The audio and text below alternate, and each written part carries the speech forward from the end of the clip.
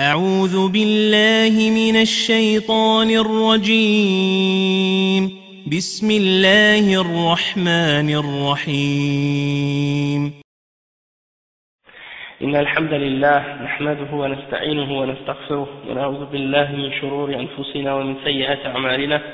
من يهده الله فلا مضل له ومن يضلل فلا هادي له، وأشهد أن لا إله إلا الله وحده لا شريك له، وأشهد أن محمدا عبده ورسوله. يا أيها الذين آمنوا اتقوا الله حق تقاته ولا تموتن إلا وأنتم مسلمون. يا أيها الناس اتقوا ربكم الذي خلقكم من نفس واحدة وخلق منها زوجها وبث منهما رجالا كثيرا ونساء، واتقوا الله الذي تساءلون به والأرحام إن الله كان عليكم رقيبا. يا أيها الذين آمنوا اتقوا الله وقولوا قولا سديدا يصلح لكم أعمالكم ويغفر لكم ذنوبكم، ومن يطع الله ورسوله فقد فاز فوزا عظيما. وإن خير الكلام كلام الله، وخير الهدي هدي محمد صلى الله عليه وسلم، وإن شر الأمور محدثاتها، وكل محدثة بدعة، وكل بدعة ضلالة، وكل ضلالة في النار. أما بعد. Donc on est tous réunis aujourd'hui, et puis ça me fait plaisir en réalité d'être là, puis on a des invités aujourd'hui, parce que nous on fait des cours chaque semaine ici. Donc aujourd'hui Abdel Jalil nous a dit qu'on va inviter quelques personnes pour ceux qui sont intéressés de connaître certaines choses sur l'islam. Donc on va leur faire une petite introduction sur la religion musulmane. Donc c'est ça ce qu'on va faire aujourd'hui, Inch'Allah. On va essayer de vous donner une petite présentation sur qu'est-ce que c'est, les choses de base de la religion musulmane. Ok? Puis à partir de ces informations-là que vous allez avoir, par la suite ça va être plus facile pour vous de savoir exactement qu'est-ce que ça signifie d'être musulman, qu'est-ce que ça signifie cette religion-là, et puis de faire un choix par la suite plus éclairé si jamais Dieu vous guide à l'islam. Donc comme ça vous êtes capable de faire un choix éclairé qui est basé sur une connaissance et une compréhension plus claire. Donc pour commencer, le mot islam, qu'est-ce que ça signifie? C'est un mot arabe. L'arabe c'est une langue sémitique, un peu comme l'hébreu, l'araméen. C'est les mêmes racines de l'origine, c'est la même origine. Ok? Et c'est un mot arabe qui veut dire la soumission. Donc quand quelqu'un vous dit qu'il est musulman, ça vient du mot arabe muslim, qui veut dire soumis. Quelqu'un qui a accepté de soumettre son corps et son âme à Dieu, le créateur de l'univers. Et Dieu en islam, en arabe, on l'appelle Allah subhanahu wa ta'ala, Allah. Et Allah c'est Dieu. C'est comme tu dis par exemple en espagnol, on dit Dios, en allemand on dit Gott, en anglais on dit God, et puis en arabe on dit Allah. Donc quand on parle de Allah, on parle de Dieu, le créateur. C'est le même Dieu que celui que tous les prophètes de Dieu ont enseigné de croire en lui. Que ce soit par exemple, que ce soit Noé, que ce soit Moïse, Abraham, Jacob, Isaac, Salomon, David, Jésus, tous les prophètes que Dieu a envoyés, qui sont mentionnés dans l'Ancien Testament, sont tous des prophètes qu'on considère comme étant des musulmans. Pourquoi? Parce qu'ils se sont soumis à Dieu. D'accord? Donc pour nous, comme on a expliqué, il y a une religion que Dieu a commandé à l'humanité de suivre. Pas deux, pas trois, pas quatre, pas cinq, pas six, une seule religion. Et on va vous expliquer qu'est-ce que ça signifie tout ça. Donc, l'islam il est basé sur un témoignage. Allah. En français, A-L-L-A-H. Allah. Allah. Ok? Bon, l'islam c'est basé sur un témoignage de la foi. Ce témoignage de foi c'est La ilaha illallah Muhammad Rasulullah. Ça veut dire quoi? Ça veut dire il n'y a rien qui mérite d'être adoré excepté Allah subhanahu wa ta'ala, excepté Dieu, le créateur, le maître de l'univers. Et c'est ça qui fait c'est ce témoignage là qui a été enseigné par tous les prophètes de Dieu. C'est-à-dire La ilaha illallah, il a été enseigné par tous les prophètes, qu'il n'y a rien d'autre que Dieu qui mérite d'être adoré. Ok? Et c'est ça le message fondamental de tous les prophètes. Tous les prophètes que Dieu a envoyés à l'humanité ils ont tous commencé, quand ils ont appelé leur peuple à la fois, ils ont tous commencé par leur expliquer ça, que c'est seul Dieu qui est le Créateur et c'est lui seul qui mérite d'être adoré. D'accord? Et c'est ça qui fait la différence entre l'islam et toutes les fausses religions, toutes les autres religions. C'est-à-dire pourquoi? Parce que tous les autres personnes qui suivent une religion, qui prétendent croire en Dieu ou qui disent qu'ils croient en Dieu, quand on voit dans la réalité, dans la pratique, dans l'application de leur religion, ils n'adorent pas Dieu seul. Soit qu'ils adorent d'autres avec Dieu, hein, comme par exemple les chrétiens qui adorent Jésus par exemple, qui prient Jésus. Il y a d'autres parmi les catholiques qui vont prier Marie, qui vont prier les saints, hein, les statues, les croix, les idoles. Les hindous, la même chose, qui prient toutes sortes de statues et d'idoles. Les bouddhistes, la même chose. Hein. Donc, c'est des gens qui prient d'autres que Dieu. Hein. Et ça, c'est considéré dans l'islam comme étant le plus grand péché que quelqu'un peut commettre. Parce que c'est l'idolâtrie. Tu associes, tu donnes à Dieu des partenaires dans l'adoration. Et c'est Dieu seul qui mérite d'être adoré. Donc, tu as commis le plus grand péché en faisant ça. Mais non seulement ça, il y en a qui contredisent justement ce principe-là, non pas parce qu'ils adorent d'autres avec Dieu, mais parce qu'ils prennent des intermédiaires entre eux et Dieu pour l'adorer. C'est-à-dire, ils pensent qu'on ne peut pas passer à Dieu directement si on veut prier Dieu. Il faut passer par quelqu'un, hein, par une chose, soit une statue, soit une idole, soit un ange, soit un roi, comme les vaudouisants qui vont prier d'elle, hein, soit un prophète, soit un saint, hein, soit une étoile ou le soleil ou d'autres choses. Et ça, c'est une autre forme d'idolâtrie qui est considérée dans l'islam comme une des plus grandes formes d'idolâtrie. C'est l'excuse par excellence ou l'argument par excellence utilisé par les idolâtres pour adorer ce qu'ils adorent en dehors de Dieu. Ils disent, on les adore pas eux, on les prend seulement comme des intermédiaires pour se rapprocher à celui qui est Dieu. Hein. Et donc, d'une façon indirecte, c'est comme ça qu'ils rentrent dans l'idolâtrie sans même s'en apercevoir parfois. Donc, l'islam est venu pour détruire toutes ces formes d'idolâtrie-là. Ok? Comme on a dit, Dieu a envoyé à chaque peuple des prophètes et des messagers pour leur rappeler le but de leur existence. Hein? Que le but de leur existence, c'est d'adorer leur Créateur, d'adorer Dieu. Mais, étant donné que, bien entendu, bon, le diable essaie toujours de les détourner, de les dévier du droit chemin, il essaie de les faire tomber dans l'adoration de d'autres que Dieu. Il essaie de les faire tomber dans l'adoration des images, des idoles, des statues, des saints, des anges ou d'autres choses que Dieu. Et ça représente un des points qui détruit la foi de quelqu'un, en réalité. Parce que pour croire en Dieu, c'est pas juste de dire « je reconnais que Dieu existe » ou « je reconnais qu'il y a un créateur ». Si quelqu'un dit ça, il n'est pas croyant réellement encore. Dans l'islam, selon l'islam, il y a des conditions pour que quelqu'un ait une foi en Dieu et que cette foi en Dieu-là soit acceptée et soit valable. C'est pas juste de dire je reconnais l'existence de Dieu. La plupart des gens qui adorent des idoles ou qui adorent qui prennent des intermédiaires entre eux et Dieu,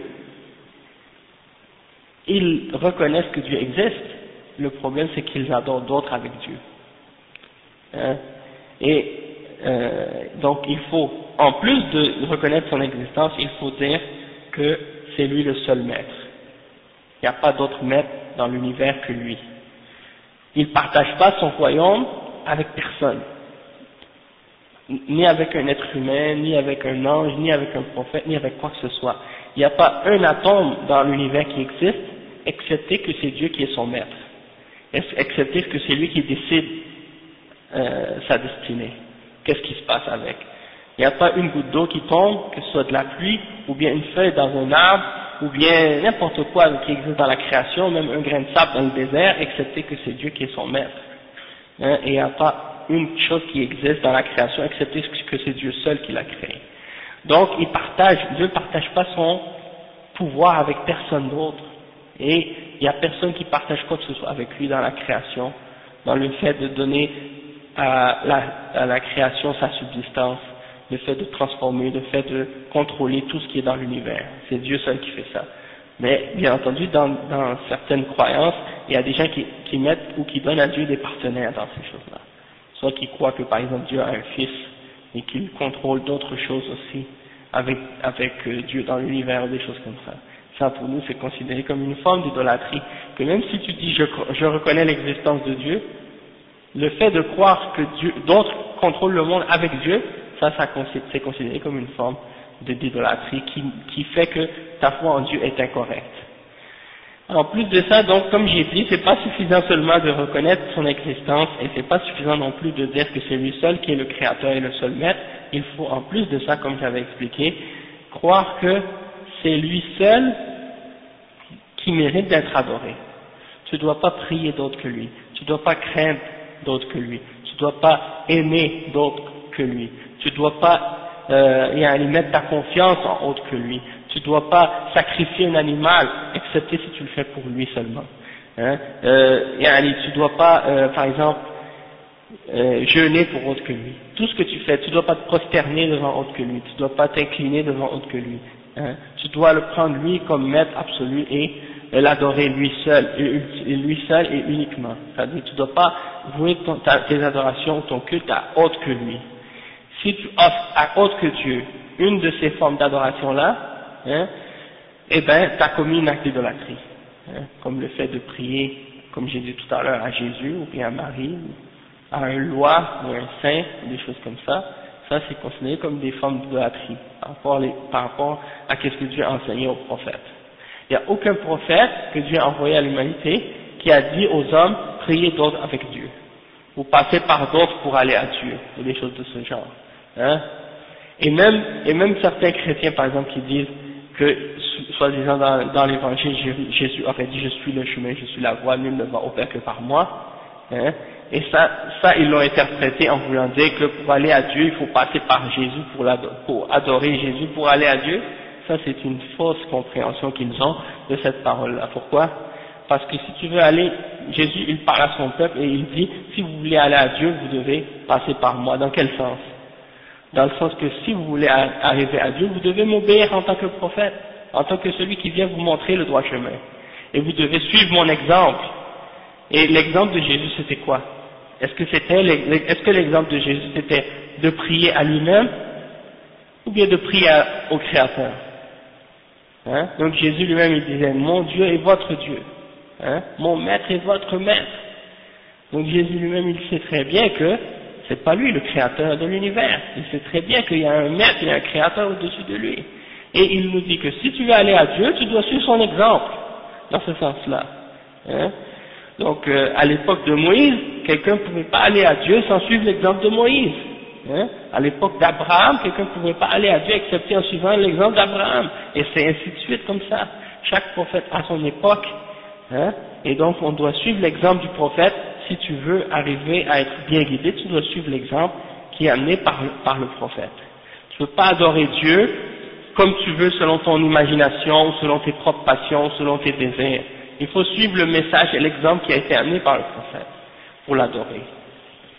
Donc ça c'est un autre point très très important à ce sujet-là. Ensuite, il faut bien comprendre aussi, c'est que une fois que tu as reconnu qu'il y a un seul créateur, une fois que tu as reconnu qu'il existe, qu'il est le seul maître, une fois que tu as reconnu que c'est lui seul qui mérite d'être adoré, il faut également ensuite de ça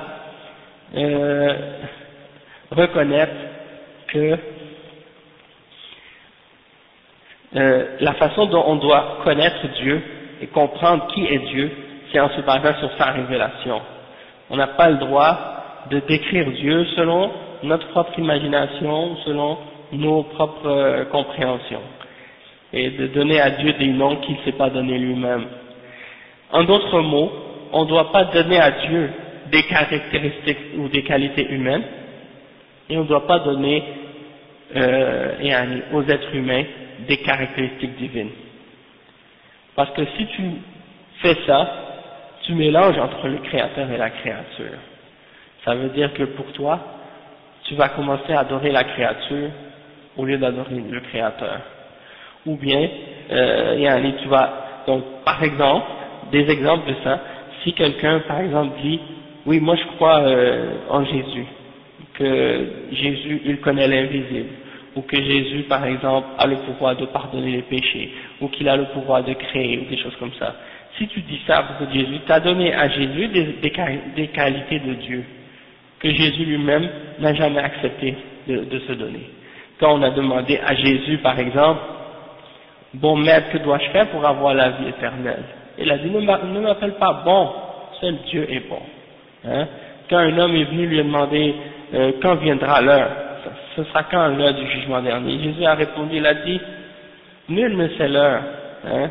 ni les anges, ni le Fils, hein? Seul Dieu connaît l'heure.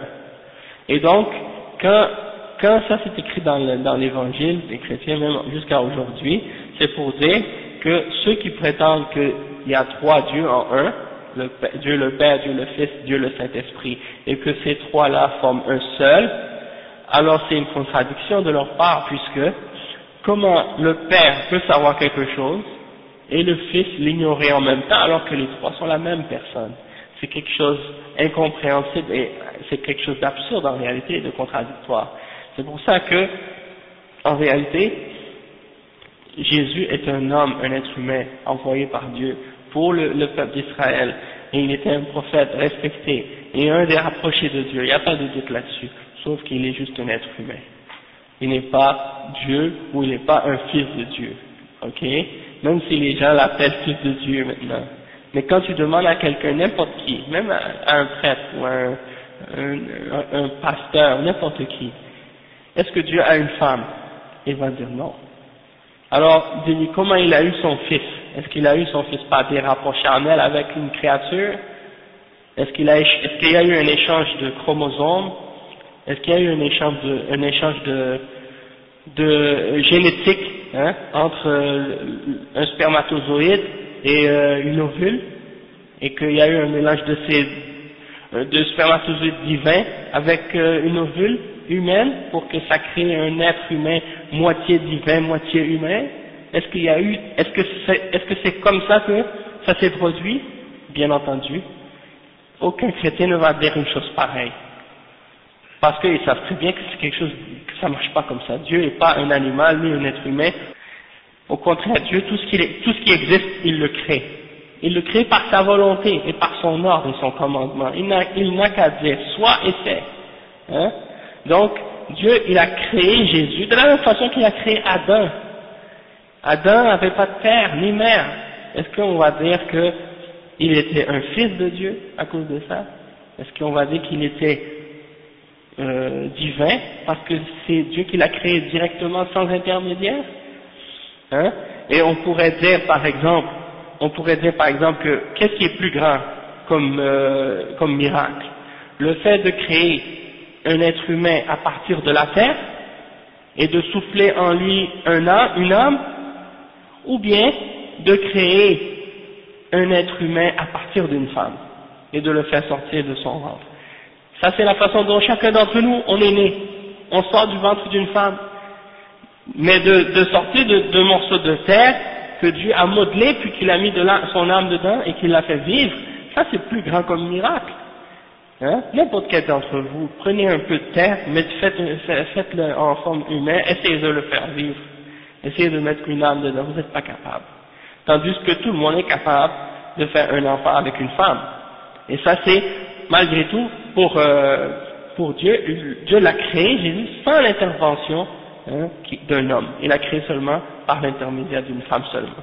Parce qu'il est capable de faire ça, et c'est facile pour lui. Et la raison pour laquelle Dieu a fait ça avec Jésus, paix et salut sur lui, c'est parce que il voulait éprouver les hommes, et les tester, et voir est-ce qu'ils allaient transgresser la limite de Dieu à propos de Jésus ou non. Parce qu'il y a des hommes qui ont une foi ferme en Dieu, et qui savent que peu importe qu'est-ce qu'un être humain peut faire, comme miracle ou comme prodige, il reste toujours un être humain, et on ne va pas tomber dans l'exagération à son sujet et commencer à l'adorer en dehors de Dieu. Mais il y a d'autres êtres humains qui n'ont pas compris réellement qu'est-ce que ça signifie de croire en Dieu, et lorsqu'ils voient quelque chose d'extraordinaire, ou quelque chose qui est surnaturel, automatiquement ils tombent dans l'exagération et dans l'idolâtrie. Et ils se mettent à adorer cet être-là au lieu d'adorer Dieu. Hein, et ils déifient des êtres humains ou des animaux ou des choses. Hein. En Inde, dernièrement, il y a une enfant qui est née, elle avait 4 bras, 4 jambes. Ils l'ont pris comme une déesse, ils ont commencé à l'adorer. Parce qu'ils ont trouvé qu'elle avait quelque chose de wa alaykoum salam wa rahmatullah. Parce qu'ils ont trouvé d'elle qu'elle avait quelque chose de vraiment extraordinaire, de vraiment surnaturel. Hein? Et déjà, les hindous, ils ont une statue d'un dieu qui a plusieurs bras, plusieurs jambes. Donc, pour eux, c'était une manifestation de cette divinité-là. Hein? Et le fait que Dieu l'a créé avec 4 bras, 4 jambes, Dieu, il est capable de faire s'il veut, même plus que ça. Mais c'était juste un signe pour les éprouver, pour les tester. Et malheureusement, ces gens-là ont échoué le test.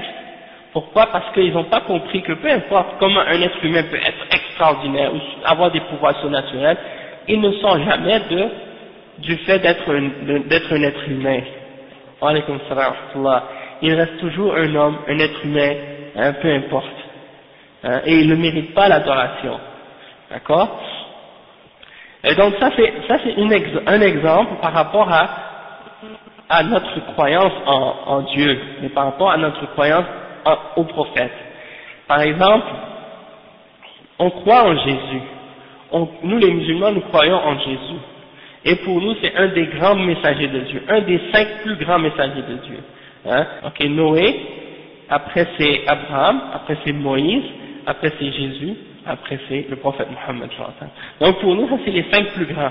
Et Jésus, c'est un de ces 5-là. Donc c'est un des plus importants parmi les prophètes. Et on croit en lui. Et on croit au miracle qu'il a fait. Et on croit en sa naissance miraculeuse également. Et on reconnaît tout ça.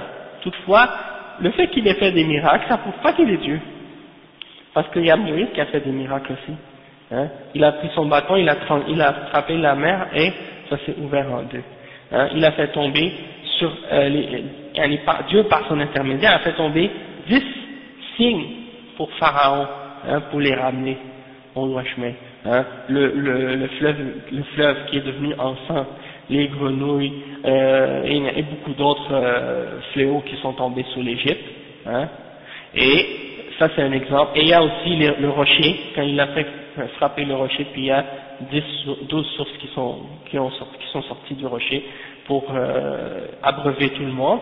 Et il y a beaucoup d'autres exemples comme ça. Il y a d'autres prophètes aussi qui ont fait d'autres miracles. Chaque prophète a eu ses miracles.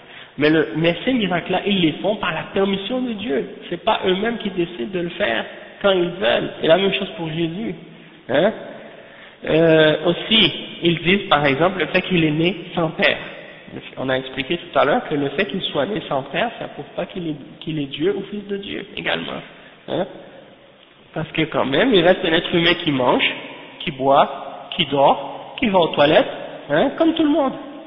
Hein? Donc quelqu'un qui a ces caractéristiques-là, c'est des caractéristiques humaines. Et quiconque a ces caractéristiques humaines ne mérite pas d'être adoré, ne mérite pas d'être appelé Dieu. Hein? Et Dieu n'a pas d'enfant, ni de garçon, ni de fille. Hein? Tout est créé par Dieu. Hein? On est des créatures seulement. C'est sûr que même si on est des créatures, il aime certaines créatures plus que d'autres, parce qu'elles sont plus proches, parce qu'elles sont plus obéissantes, parce qu'elles sont plus pieuses, parce qu'elles adorent plus Dieu, et ainsi de suite, mais ça reste une créature quand même, ça reste des créatures. Exactement.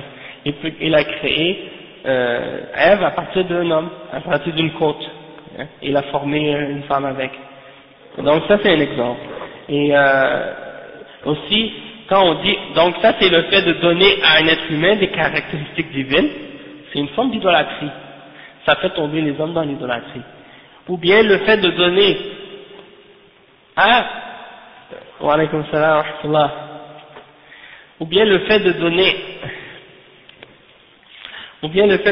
à Dieu des caractéristiques divines, humaines, des caractéristiques humaines. Ça aussi c'est une forme d'idolâtrie. Hein? Comme par exemple ceux qui vont décrire Dieu en disant que, par exemple,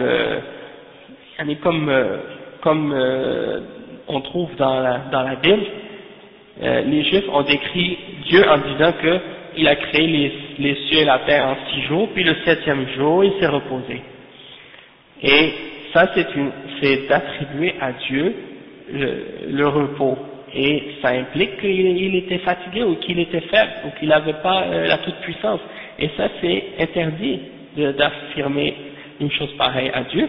C'est pour ça qu'on trouve dans le Coran que Dieu, il a créé les cieux et la terre en 6 jours, hein, et il n'a senti aucune fatigue. Donc ça veut dire que Dieu, lui, il ne dort pas, il ne se fatigue pas, il n'a jamais faim, il n'a pas besoin de rien, il se suffit à lui-même, hein, tout a besoin de lui, rien ne peut exister sans lui, hein, c'est lui donc le Tout-Puissant et l'Absolu, ainsi de suite. Donc, on n'a pas le droit de donner à Dieu des caractéristiques des êtres humains ou des animaux, et on n'a pas le droit de donner aux créatures des attributs et des caractéristiques divines. Parce que si tu mélanges les deux, tu mélanges entre le créateur et la créature, et automatiquement ça va faire tomber les gens dans l'idolâtrie. Et c'est ça ce qui s'est produit dans le christianisme, ça qui s'est produit dans le judaïsme, c'est ça ce qui s'est produit dans l'hindouisme, le bouddhisme et les autres croyances qui existent parmi les êtres humains. Et puis, bon, dans les croyances comme aussi chez les animistes, hein, un peu comme les vaudouisants en Haïti et les autres, c'est la même chose. Hein, ils ont pris, au lieu, comme je lisais un livre sur le vaudouisme il n'y a pas longtemps, qui expliquait le vaudouisme, il voulait essayer d'expliquer le vaudouisme, donc il disait par exemple, le vaudouisme c'est une religion comme le christianisme, comme les autres religions, il y a des anges, il y a des êtres qui existent, qui sont invisibles, ainsi de suite, et ils les prennent comme des intermédiaires entre Dieu et entre eux-mêmes et Dieu, pour communiquer avec Dieu. Et nous, dans l'islam, on sait que il y a les anges qui existent, il y a des mondes invisibles qui existent, c'est vrai, il y a les anges, et il y a un autre monde invisible qui existe aussi, qui ne sont pas des anges, qu'on appelle des djinns. Et ceux que ces gens-là adorent en réalité, les vaudouisants, ils n'adorent pas les anges, ils adorent les djinns. Hein, parce que les djinns sont différents des êtres humains, c'est des esprits invisibles, des êtres invisibles, sont différents des anges, sont différents des êtres humains. Et il y en a qui sont bons, il y en a qui sont mauvais parce qu'ils ont une liberté de choix et de conscience aussi, comme les hommes.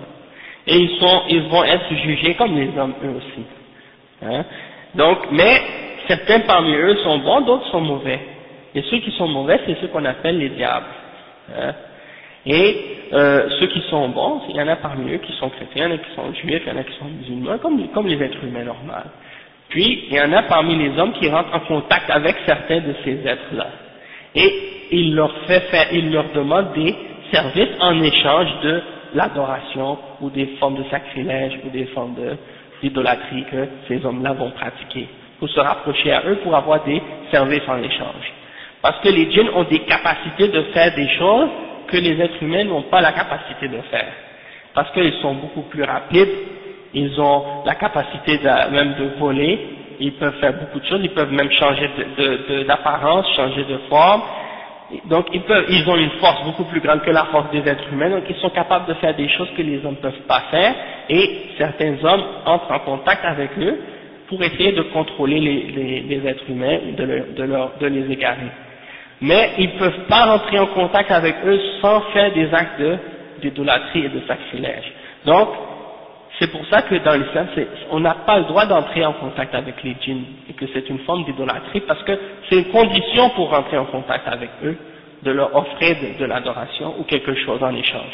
Et ça, c'est pourquoi nous on considère toutes ces choses-là comme la magie, l'astrologie, la voyance, toutes ces choses-là comme des formes d'idolâtrie, la sorcellerie et tout ça. C'est des choses qui existent, elles sont vraies, sauf qu'elles sont toutes interdites.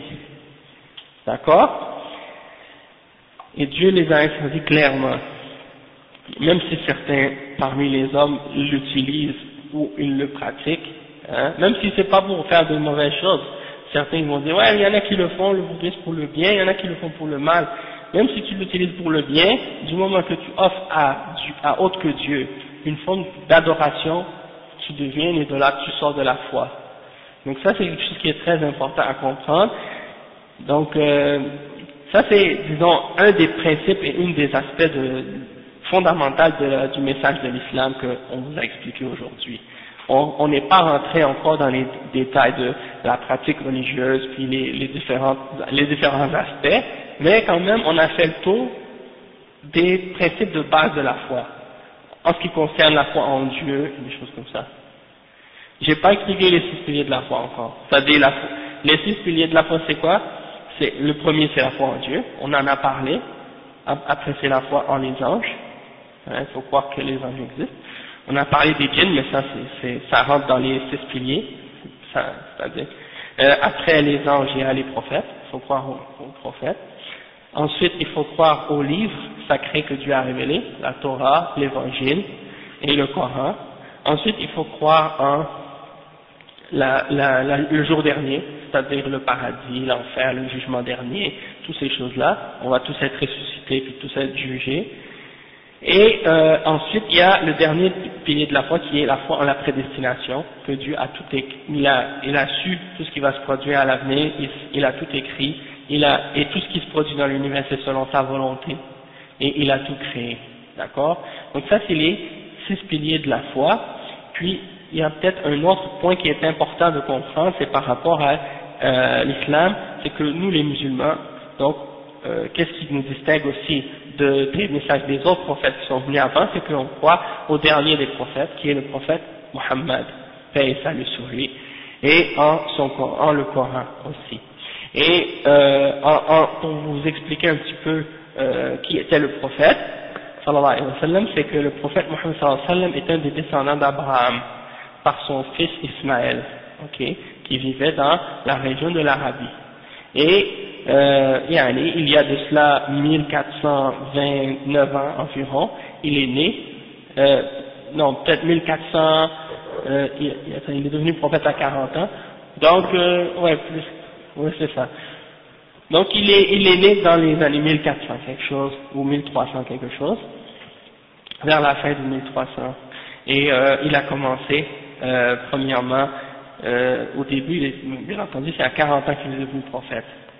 Et il est né parmi les Arabes, une des tribus des Arabes, qui était la tribu la plus noble, la tribu de Quraysh, qui vivait à la Mecque.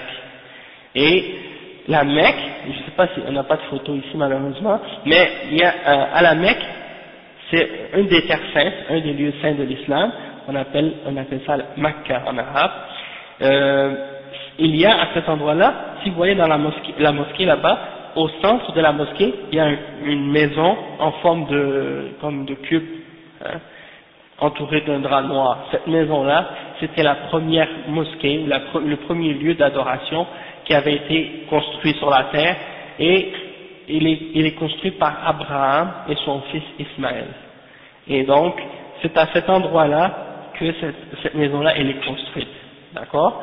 Et c'est un des lieux saints avec la mosquée de la Palestine, à Jérusalem. Donc à Jérusalem, c'est un autre lieu saint, et la Mecque, c'est un autre lieu saint. Donc il est né là-bas. À l'époque d'Abraham, cette mosquée a été construite pour l'adoration du Dieu unique. Il n'y avait pas d'idole, il n'y avait rien, c'était Dieu seul qu'on adorait là-bas. Mais avec le temps, le message d'Abraham a été oublié, comme c'est le cas souvent pour d'autres choses qui se produisent, par exemple chez d'autres peuples, dans d'autres régions. Quand le message des prophètes est venu, avec le temps, des fois il y a des gens qui changent le message. Comme les gens ont changé le message de Jésus, de sorte qu'aujourd'hui la religion chrétienne que les gens pratiquent, c'est pas la religion que Jésus a enseignée à son époque. Le message de Jésus a été transformé avec le temps. Bon, alors la même chose est arrivée avec la religion d'Abraham. La religion d'Abraham était le pur monothéisme, et il a été transformé avec le temps. Et là, il y a des Arabes qui ont introduit dans la religion d'Abraham l'adoration des idoles. Donc il y avait 360 idoles autour de la maison que Abraham a construite à un certain moment donné. Et le prophète Mohammed, paix et salut de Dieu sur lui, il est né dans cette région-là, à cette époque-là, et après Dieu lui a révélé la révélation. Et il lui a ordonné d'ordonner aux hommes d'adorer Dieu seul et d'abandonner l'idolâtrie, d'abandonner l'adoration des idoles et des statues et des choses comme ça. Donc au tout début, il a commencé à expliquer ça à son peuple et les Arabes n'ont rien voulu savoir de lui.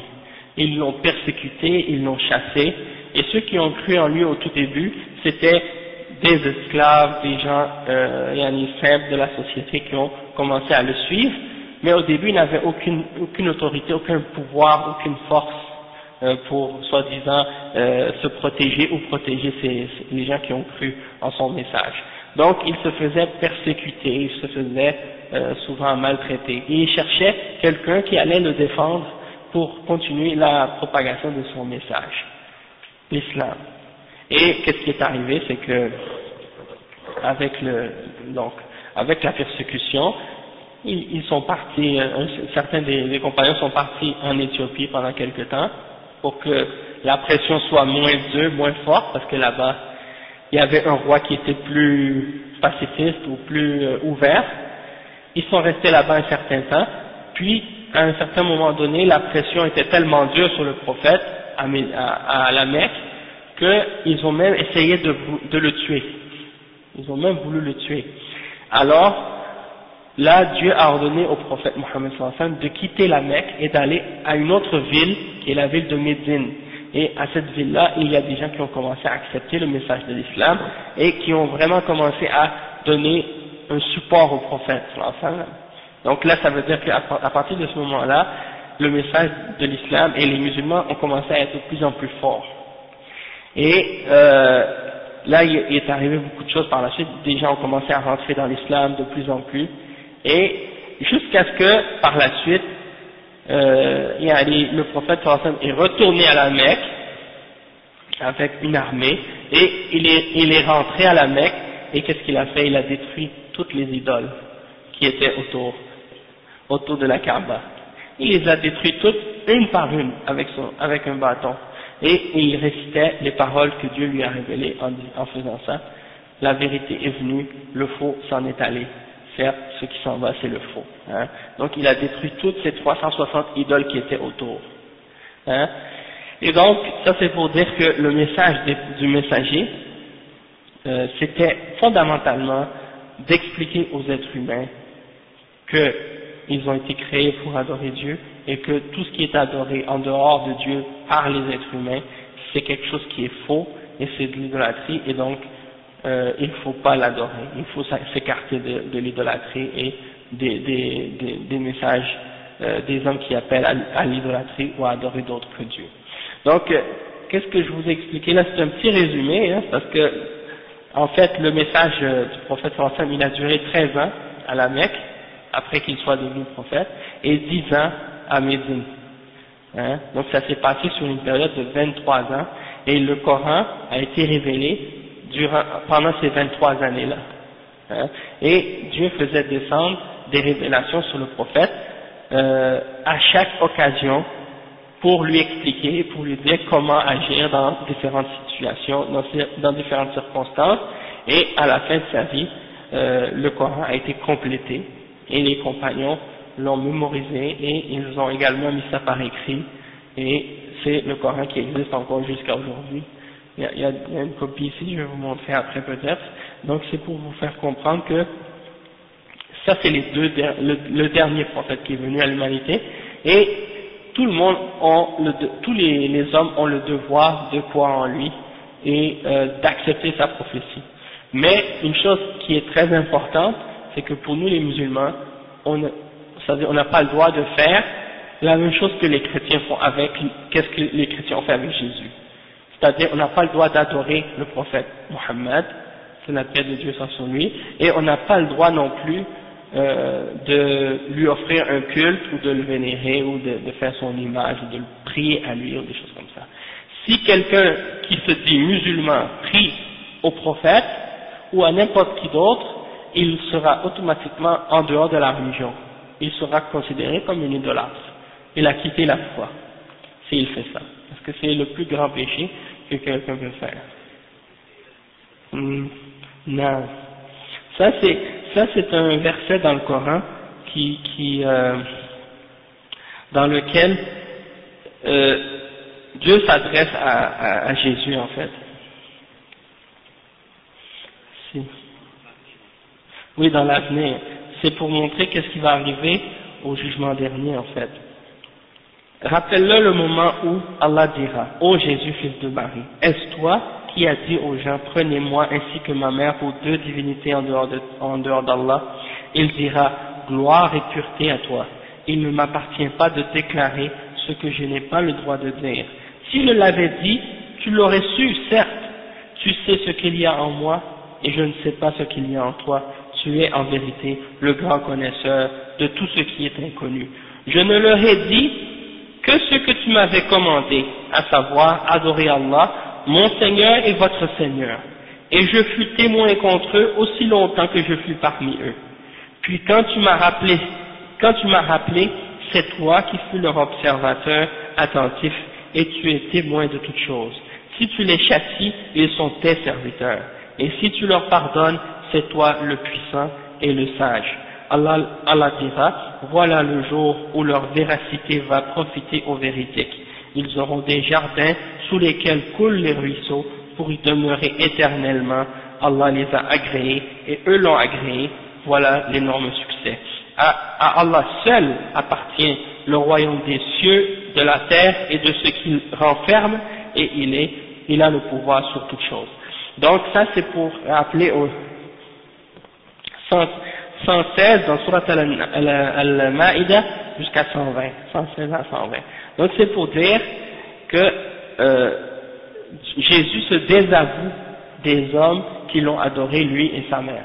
Hein? Et il a dit, moi j'ai jamais dit aux hommes de m'adorer moi, ou d'adorer ma mère. Hein? Si je l'aurais dit, tu l'aurais su. Il dit à Dieu, si je l'aurais dit, tu l'aurais su, tu sais ce qu'il y a en moi, mais moi je ne sais pas ce qu'il y a en toi. Donc c'est pour faire comprendre que Jésus lui-même, il n'a jamais prétendu être Dieu, ou n'a jamais dit aux hommes, adorez-moi. Hein? Et même dans la Bible, il y a plein de versets qui montrent que Jésus c'est une créature de Dieu. Hein? Et que c'est un prophète envoyé de Dieu. Regardez quand par exemple Jésus dit qu'il était dans le désert, dans le Nouveau Testament c'est écrit que Jésus était dans le désert, le diable est venu le tenter. Est-ce que le diable vient voir Dieu puis il veut le tenter? Tenter Dieu, le créateur de l'univers, des cieux et de la terre? Bien sûr qu'il ne peut pas faire ça. Parce que Dieu est tout puissant, c'est lui qui a créé le diable. Et Dieu est capable de détruire le diable s'il veut. Oui, souvent il dit ça. Mais regarde comme il faut ce verset, ce passage-là.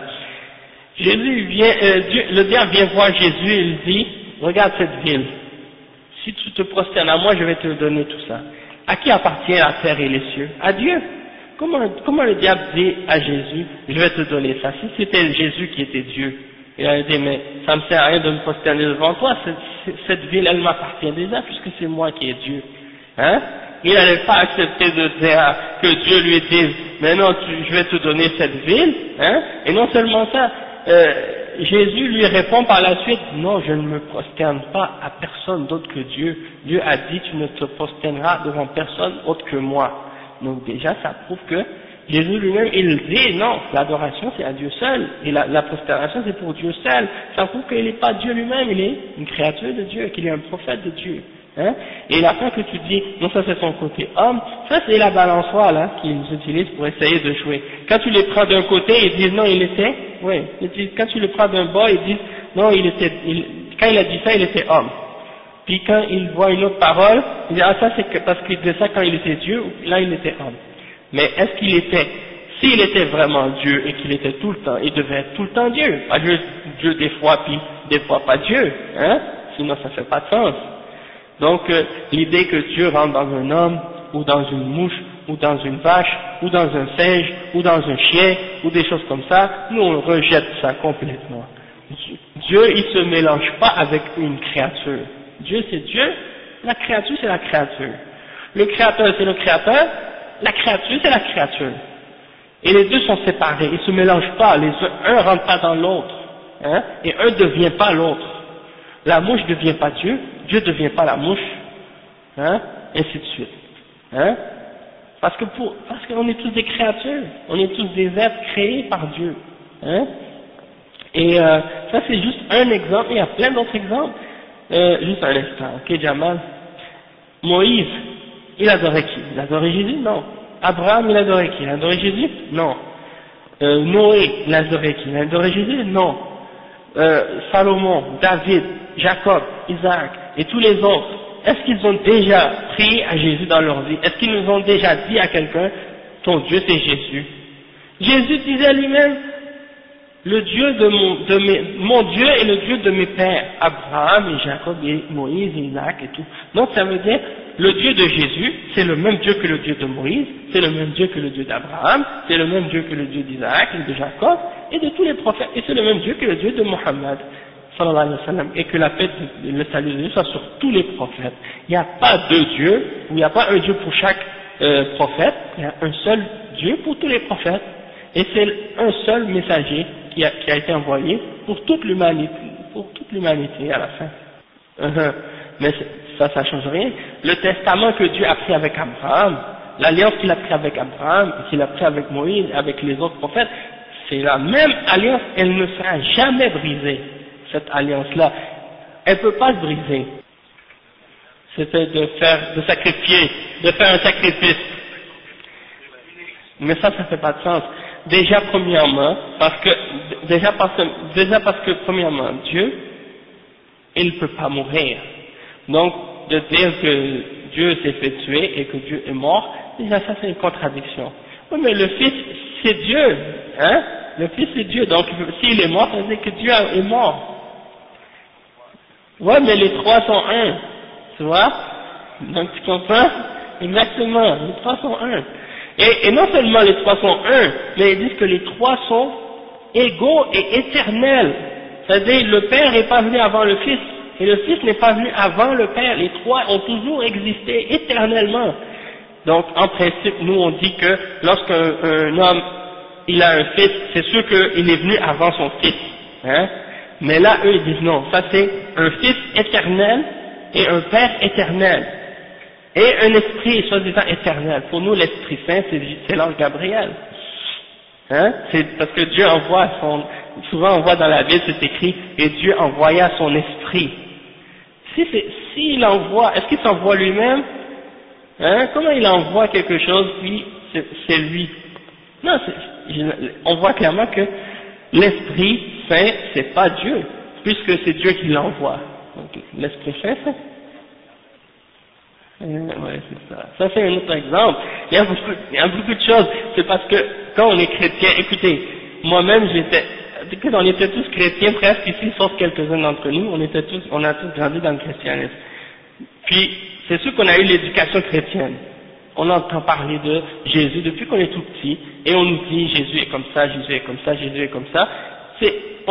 Tant qu'on n'a pas entendu quelqu'un dire le contraire, on est comme obligé de croire en ça, parce qu'on ne va pas jamais se remettre en question ou poser des questions sur les textes ou l'authenticité des textes et les autres choses de ce genre. Donc on ne va pas se poser la question de façon aussi rationnelle, parce qu'il y a des gens qui s'imaginent que si on n'est pas chrétien, en dehors du christianisme il n'y a pas de salut, et que tu es obligé pour être croyant d'être chrétien, sinon t'es athée ou t'es en dehors de la foi, alors que non, c'est pas vrai, hein? Donc c'est pour ça que c'est important de vraiment réfléchir sur ces choses-là. Si tu avais une question.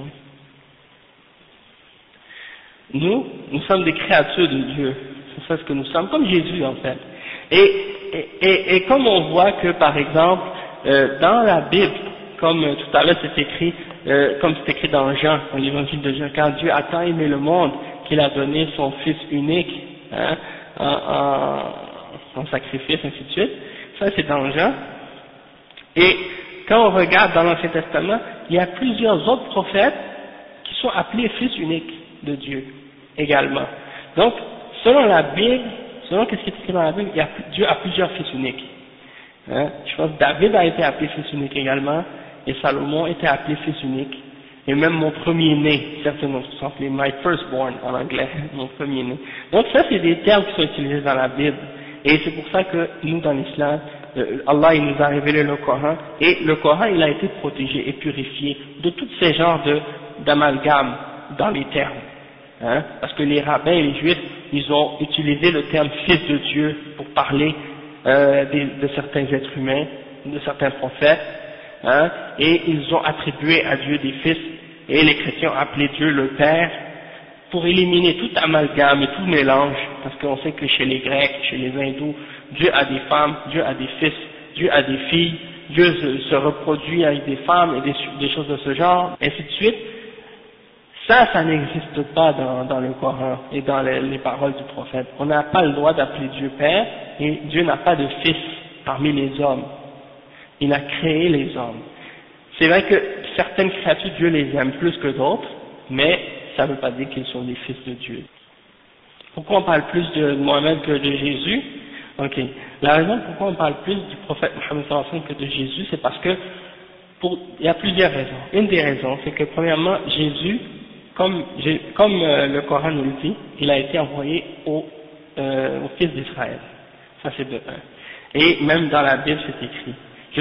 On ne m'a envoyé que pour la maison de la brebis perdue d'Israël. Et aussi, même, quand des gens venaient, même de d'autres peuples qui venaient voir Jésus, il a dit, moi on m'a envoyé seulement pour la brebis perdue d'Israël. Hein. Il y a une femme samaritaine une fois qui est venue, et voulait demander à Jésus quelque chose, il a refusé de l'aider. Puis par la suite, elle a supplié, et elle l'a touché finalement. C'est comme si pour dire, à la fin, elle a dit, même les chiens, ils ramassent les miettes que le maître jette en bas de la table, en voulant dire, on mérite même, on va prendre même les petites miettes que vous laissez, même si t'es pas venu pour nous, mais quand même, on peut quand même profiter un peu de toi. Dans ce sens-là, c'était pour dire que il s'imaginait que il n'était pas, c'est-à-dire les gens s'imaginaient qu'ils voulaient l'aide de Jésus, et Jésus leur disait non, moi je suis pas venu pour vous, je suis venu seulement pour les gens de la maison d'Israël. Parce que chaque prophète était envoyé pour leur peuple à eux, avant. Chaque prophète avait sa mission, et ils étaient envoyés uniquement pour un seul peuple, et non pas pour toute l'humanité. Et Jésus, il n'était pas venu pour toute l'humanité, il est venu pour un seul peuple, c'est-à-dire le peuple d'Israël. En passant, Jésus n'est pas mort, il est monté aux cieux, et il va revenir vers la fin des temps, compléter sa vie. Ça, c'est la croyance des musulmans, on croit en ça. On croit que Jésus n'a pas été tué ni crucifié, il a été élevé aux cieux, et qu'il va revenir vers la fin des temps pour terminer sa vie et mourir, comme tous les autres hommes, il va être enterré, et il va être ressuscité avec tous les hommes à la fin des temps, comme les autres êtres humains. Donc ça c'est notre croyance en ce qui concerne Jésus. Puis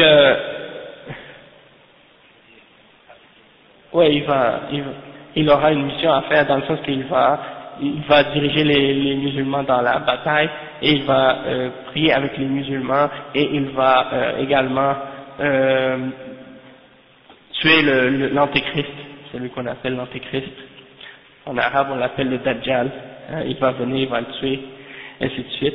Et pourquoi nous on prend plus d'importance, ou on donne plus d'importance au prophète Mohammed sallallahu alayhi wa sallam que à Jésus, c'est que Jésus, comme j'ai dit, il est venu à son peuple, pour son peuple à lui, tandis que le prophète Mohammed sallallahu alayhi wa sallam, il est venu pour toute l'humanité en entier, et c'est le dernier prophète, et son message est universel, et il ne se limitait pas juste à une nation ou à une époque seulement, il est venu pour tous les peuples, et jusqu'à la fin son message est là jusqu'à la fin des temps.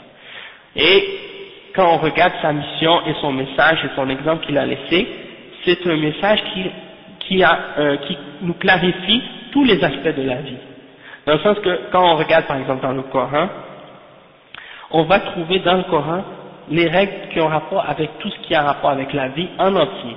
Même dans les rapports même les plus intimes, entre un homme et sa femme, ou bien les rapports entre les familles, ou les rapports sur le plan social de la société, ou bien les choses qui ont rapport avec l'économie, ou les choses qui ont rapport avec les lois et le système juridique, et même les choses politiques. Tout ça c'est clarifié et détaillé en détail dans le Coran. Même l'héritage, par exemple, les choses qui ont rapport avec le mariage et tout ça, le divorce, toutes ces règles-là sont détaillées et clarifiées. Mais tandis que si tu regardes par exemple juste dans l'évangile et dans l'exemple de Jésus, tu ne trouves pas les détails de chacune de ces explications détaillées-là. Et étant donné que les chrétiens ne croient pas non plus ou ne pratiquent pas vraiment qu'est-ce qui est dans l'Ancien Testament, ils sont laissés c'est les hommes qui font leur propre loi, et ils gardent la religion uniquement pour une question spirituelle, comme pour la prière ou pour les choses de prière, de spirituel à l'église. Mais en dehors de l'église, c'est comme si la société et la vie est basée sur des lois faites par l'homme et fabriquées par l'homme.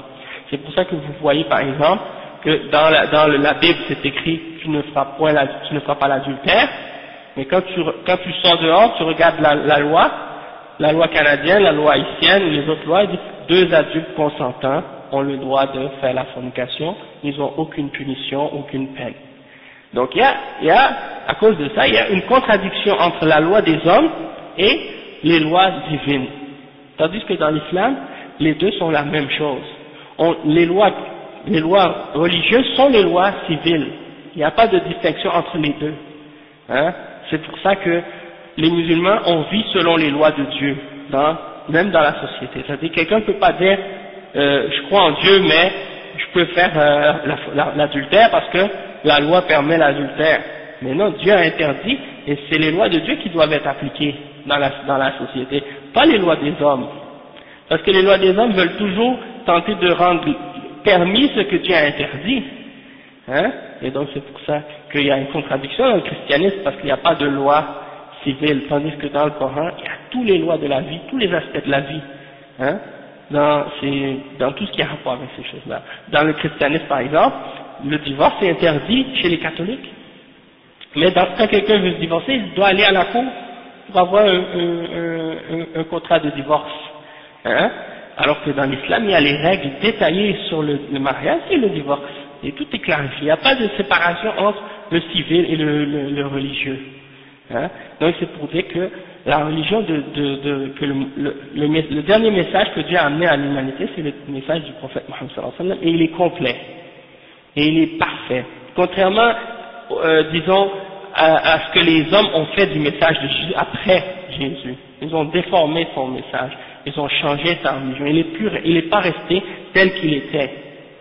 Jésus n'était pas venu pour amener une nouvelle religion aux Juifs, mais juste pour les ramener au judaïsme, ou bien, disons plutôt, au message de tous les prophètes, de Moïse et des autres prophètes. Il est venu pour les ramener à la pureté de la religion, mais eux, ils ont refusé de croire en lui. Souvent, les Juifs, c'était comme ça. Chaque fois qu'un prophète leur venait pour les ramener au droit chemin, eux, ils refusaient de le croire, ils refusaient de l'accepter, et ils essayaient de le tuer, à chaque fois. Comme ils ont fait pour Jésus.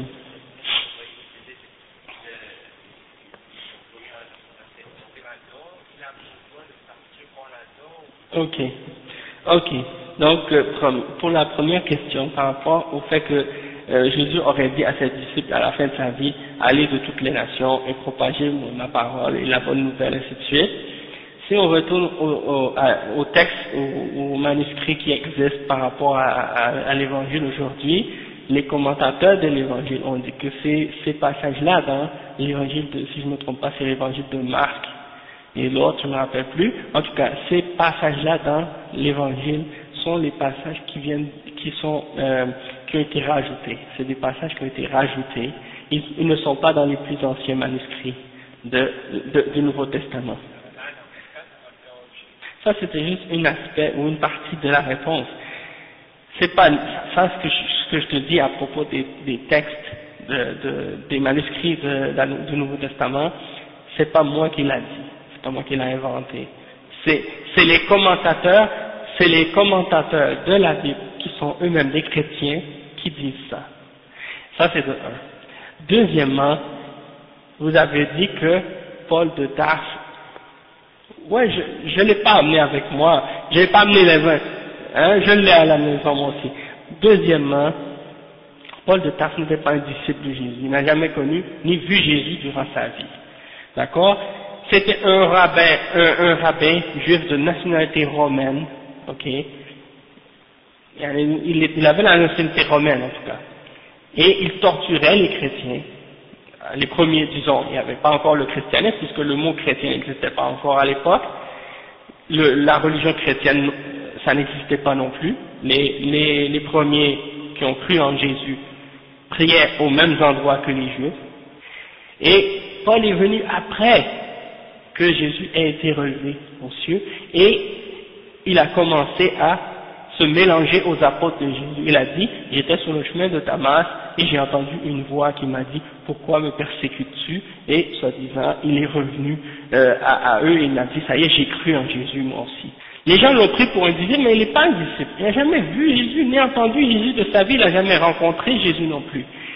Et étant donné qu'il a étudié le judaïsme avec un des plus grands rabbins de l'époque, il connaissait bien les enseignements de l'Ancien Testament aussi, et il connaissait aussi la philosophie grecque et autres, puisqu'il avait étudié aussi ces choses-là. Donc il s'est mélangé aux apôtres et il leur parlait, il connaissait la religion, il a fait en fait sa propre religion. C'est le christianisme tel qu'on le connaît aujourd'hui, le vrai fondateur de cette religion-là, c'est pas Jésus, c'est plutôt Paul. C'est lui qui est le vrai fondateur du christianisme.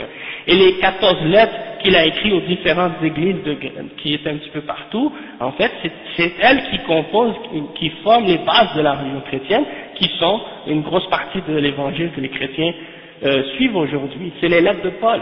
Donc, lui, il a ramené, comme tu dis, le judaïsme aux autres qui n'étaient pas juifs, mais en le transformant et en adaptant le judaïsme à ces différents peuples païens là qui adoraient des idoles et qui adoraient d'autres choses que Dieu, pour leur faire croire en ce message-là. Puis par la suite, le message du christianisme a été adapté par l'Empire romain avec Constantin, vous savez l'histoire, avec le concile de Nicée, puis on a voté pour la Trinité, on a voté pour les 4 évangiles, parce qu'il y avait plus que 4 à l'origine, mais on en a pris ces 4-là, puis on les a choisis, on les a mis dans le couvercle avec les autres, et on a dit ceux-là sont inspirés, les autres c'est des apocryphes, et après ça, qu'est-ce qui est arrivé, c'est que il y a eu les autres schismes qui sont apparus, le protestantisme plus tard, avec Martin Luther et tous ces autres trucs, qu'est-ce que vous avez déjà entendu parler de ça.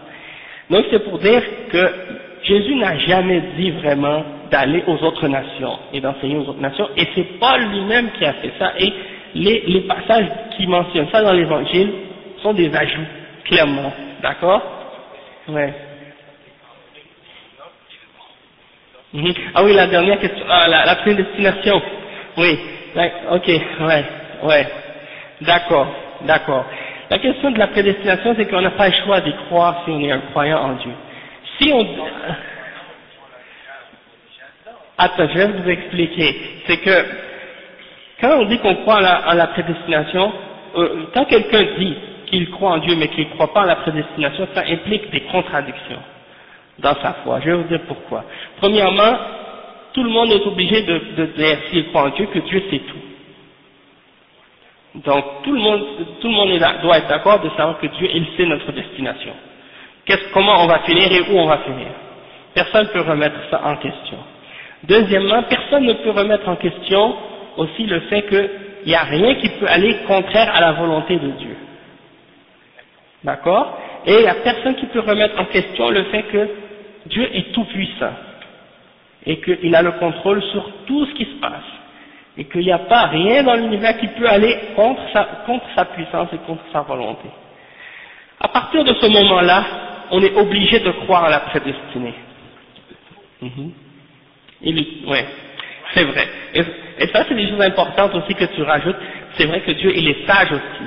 Il est juste et il est bon, comme tu dis. Donc, tout ça, et en plus, il est tout puissant, il est omniscient et il a une volonté qui est au-dessus de toute volonté. D'accord? Donc ça, c'est tout ça ensemble, ça nous aide à comprendre la question.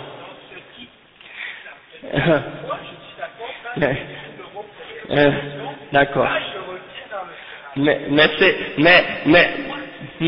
moi, qu'est-ce que, ouais, attends, qu'est-ce que je t'explique en fait? C'est une question parfois que les gens mélangent. C'est que tu as bien dit que, qu'est-ce que tu n'acceptes pas? C'est que Dieu te dise, voilà ta destinée. Mais Dieu ne te l'a pas dit. Dieu ne t'a jamais dit quelle sera ta destinée. Et il ne t'a pas dit, est-ce que tu seras au paradis ou en enfer? Il t'a seulement dit une chose, obéis-moi, soumets-toi à moi, suis mes messagers et suis la révélation.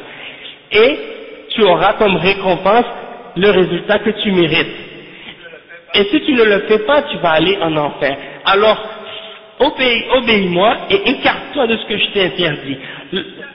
et à la fin, tu auras ce que tu mérites. Mais Dieu, il le sait déjà. Et il l'a déjà prédestiné. Et il l'a non seulement su, il l'a écrit. Et il a voulu. Non, puisque toi, tu sais pas, même en sortant d'ici, qu'est-ce qui va t'arriver. Donc, c'est pour te dire que, étant donné que tu sais pas ce qui va t'arriver demain, ou même dans 5 minutes, tu peux pas prétendre à l'injustice. Parce que la destinée est uniquement connue d'Allah, de Dieu seul. Et elle fait, toi, un secret. Elle est invisible pour toi. Tu vois? Bien sûr, tu as une volonté toi aussi. Exactement. Tu as la volonté et tu as une capacité de choisir aussi. Donc, Dieu t'a donné ça. Exact. Non, pas du tout. Attends une minute. Il y a deux extrêmes au sujet de cette question. Il y a ceux qui ont dit Dieu nous force. On n'a aucune liberté. Tout ce qu'on fait, c'est Dieu qui nous force à le faire et on n'a aucune volonté de le faire et on est obligé de le faire puisque c'est Dieu qui nous force à le faire. Et donc ils disent, ces gens-là, que si moi je décide de lui donner un coup de poing ou si moi je viens de te frapper, tu peux pas me blâmer moi parce que c'est Dieu qui m'a demandé de le faire. Hein? Et ça c'est faux et on peut lui prouver qu'il ment. Pourquoi? Parce que Dieu a interdit de faire du mal aux autres par l'intermédiaire de ses prophètes et de ses messagers. Donc celui qui voudrait essayer de se défendre pour qu'est-ce qu'il fait de mal en utilisant la prédestinée, on lui répond en disant non, tu peux pas te baser sur la prédestinée pour justifier le mal que tu fais aux autres puisque Dieu t'a interdit de faire le mal aux autres. La même chose, la personne qui fait le bien, il remercie Dieu de lui avoir permis de faire ce bien-là et il aura la récompense pour le bien qu'il a fait et celui qui a fait le mal aura la punition pour le mal qu'il a fait. C'est la même chose, mais il y a l'autre extrême aussi.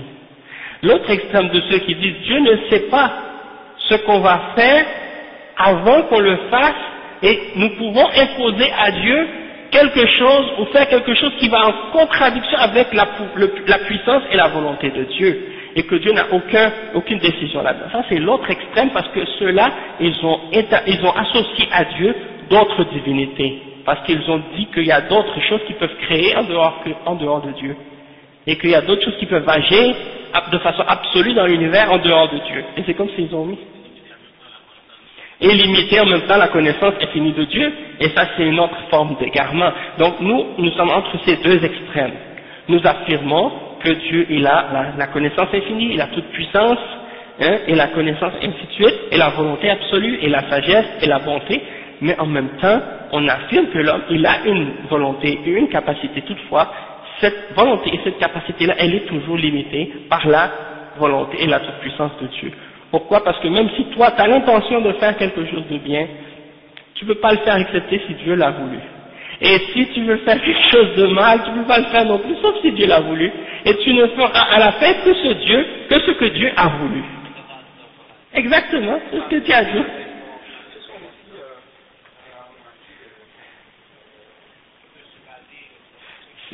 C'est ça, c'est pas pareil. L'évangile, tel qu'elle a été transmise aujourd'hui, et les livres que les chrétiens suivent aujourd'hui comme religion, elles n'ont pas été transmises et préservées de façon authentique et de façon fiable.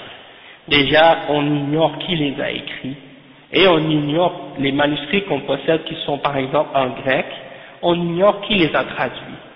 Donc, ça déjà, ça met un gros point d'interrogation sur l'authenticité de ces textes-là. Parce que pour nous, avant même de connaître par exemple l'authenticité d'une des paroles attribuées au prophète, que la paix et le salut de Dieu soit sur lui, le dernier prophète, il faut savoir qui l'a transmis et quel est son nom, et est-ce qu'il était vraiment une personne honnête et fiable à cette époque-là, et ainsi de suite. Donc ça c'est des exemples. Il n'y a pas de moyen dans le christianisme de vérifier l'authenticité des gens qui ont transmis la parole de Jésus. Ça c'est de un. Et c'est des témoignages de personnes qui parfois n'étaient même pas des témoins eux-mêmes, comme Luc, quand il commence son évangile, il dit « Il m'a semblé bon, cher Théophile, hein, d'après ce que j'ai recueilli des témoins qui ont vu et entendu les choses qui sont arrivées, de te faire un récit, et ainsi de suite. Donc, lui-même Luc, on ne sait même pas s'il s'appelle Luc premièrement, et Matthieu, on ne sait pas si c'est Matthieu qui l'a écrit, son évangile, et Jean, on ne sait pas si c'est Jean qui l'a écrit, et Marc, on ne sait pas si c'est Marc qui l'a écrit. Pourquoi? Parce qu'il n'y a nulle part dans le texte où Marc a signé son nom, il n'y a nulle part dans l'évangile, dans aucun des évangiles où ces gens-là ont signé leur nom nulle part, mais on a déduit que c'était peut-être eux. Il n'y a aucune preuve de ça. Et on voit que c'était des gens qui disent avoir pris certains d'entre eux ont recueilli les témoignages de d'autres personnes.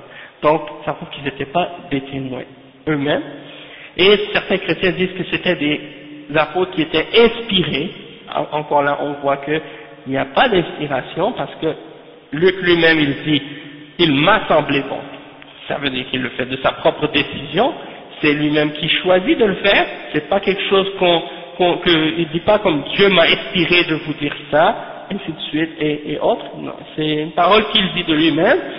Et il reste que les autres livres aussi, on peut pas vérifier non plus, sauf peut-être même les lettres de Paul. Bon, pour les lettres de Paul, je sais pas.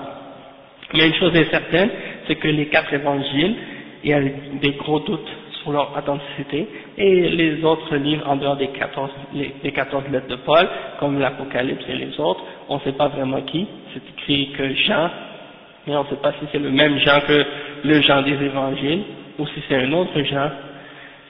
Donc, beaucoup de... Je ne sais pas vraiment, mais même l'Ancien Testament aussi, il y a beaucoup de points d'interrogation sur l'authenticité de ces textes-là. Pour l'homme qui cherche la vérité, qui cherche le chemin,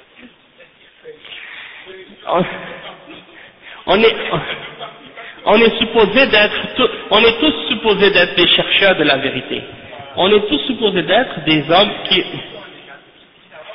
bien sûr, parce qu'elle existe cette vérité et il n'y a pas de doute qu'il y en a qui l'ont trouvée, mais il y en a qui l'ont pas encore trouvé, ou qui pensent l'avoir trouvé, qui ne l'ont pas trouvé réellement.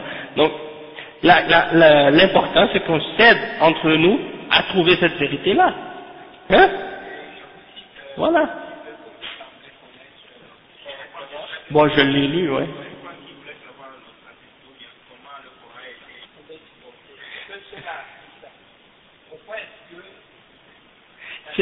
Oui, pour eux, c'est sûr qu'ils vont dire ça, puisqu'ils ne croient pas en une vérité, ils ne croient pas en une chose qui est absolue. Ils disent, étant donné que, bon, eux, ils ont leur Dieu, et ça pour eux, c'est leur vérité, et eux, ils ont leur Dieu, et ça pour eux, c'est leur vérité, et donc, on veut satisfaire tout le monde, chacun avec sa petite vérité de son côté, tandis que l'islam dit, il y a une vérité qui est au-dessus de toutes les autres. Et c'est ça ce qui dérange, parce que, hein?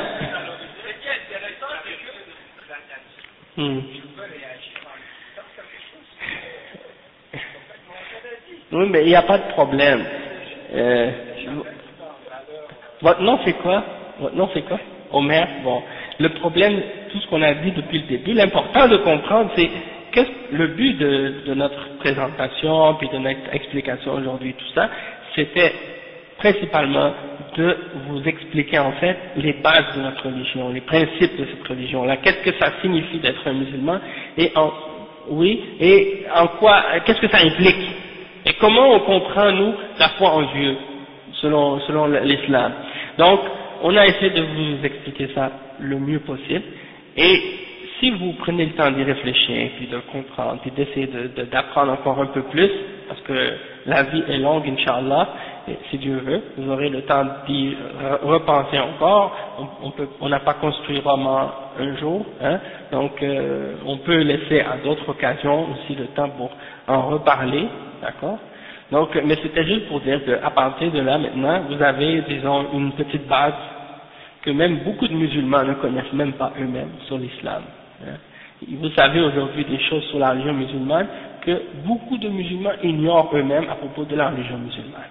Donc, à partir de cette connaissance-là, maintenant, dans l'avenir, ça va vous aider peut-être à mieux analyser les choses par rapport aux musulmans, parce que dans les pays musulmans, vous avez des gens qui adorent les tombes, vous avez des gens qui adorent les morts, qui leur offrent des formes d'adoration et de culte, hein, et il y a des sortes de pèlerinages qui sont faits dans certains pays musulmans pour des morts, pour des tombes, pour des saints, pour vous montrer que même parmi les musulmans, beaucoup de musulmans ont dévié du droit chemin que les prophètes ont enseigné, et que nous-mêmes, en tant que musulmans, on est obligés de dénoncer ces genres de déviations-là et de déformations-là du message de l'islam. D'accord? Parce qu'il y a des gens qui ont pris entre eux et Dieu des intermédiaires dans l'adoration.